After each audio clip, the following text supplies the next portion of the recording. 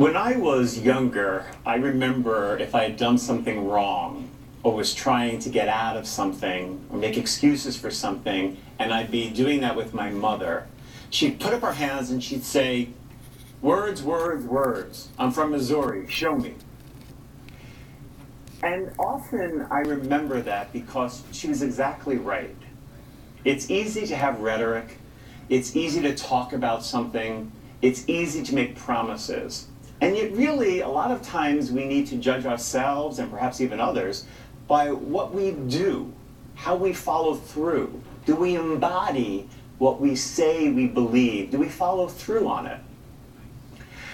It's beautiful that we begin the Sermon on the Mount with this gospel today from Matthew, and Jesus uses three metaphors for Christianity, for us, and I think it might be helpful just to reflect on them just a bit. He says, "You are the salt of the earth. You are light for the world. You are a city set on a hill." And if we give some thought to what those metaphors are pointing to, I think they may be telling for us and maybe even transformative for us. You know, we think of salt as seasoning. We put it on our food to make it taste a little better. And that's part of what salt is.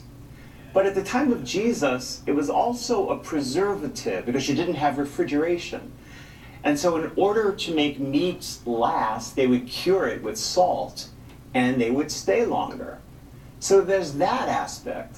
But also they would use salt on enemy territory to make the land infertile. So say when Rome was conquering Carthage, and they burned the city, they would then salt the ground so that they couldn't grow anything on it anymore. Light for the world. We're called to, yes, be the beacon of light for others, that we're supposed to shine the way by our example, by how we act.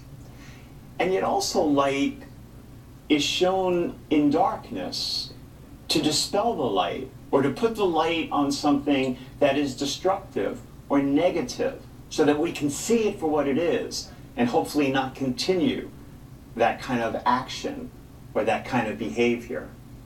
And in the city set upon a hill, they would build the cities on the hills at the time of Jesus because they were points of navigation so that people knew where to go by seeing the city on the hill. You know, Christianity, if we look at our history, it hasn't all been great. And there have been times in our history where we have not been salt, and we have not been light, and we have not been the city on the hill. And we can come up with examples from history. I mean, look at Nazi Germany. You had 1,500 years of Christianity in a Christian Europe, and something like Nazi Germany could occur. Why was that possible? Because Christians were not forceful enough. They didn't speak out enough. They didn't work against what they saw right then as human destruction. And so to be salt there would have said, stop it. We as Christians will not participate in it. Look at right now, today, with Syria, with Aleppo.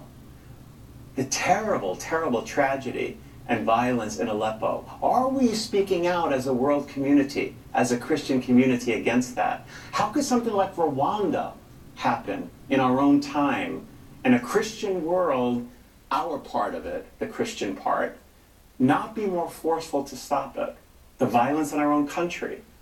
And so I think the call here is to reflect upon, yeah, it's to be flavorful and it's to give some spice to our lives and the lives of others, but it's really also to say, where is it destructive? And how can we stop that as people of faith?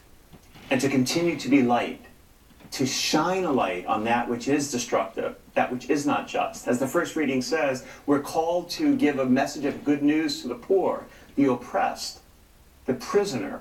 When we're not doing that, we're not being salt. We're not being light. We're not being the city on the hill. And so maybe we're encouraged today by the beginning of the Sermon of the Mount to be just that, to follow in the footsteps of Jesus, and not only to talk about it, but show me, show us, show our world community what we are made of when we say we are followers of the Christ.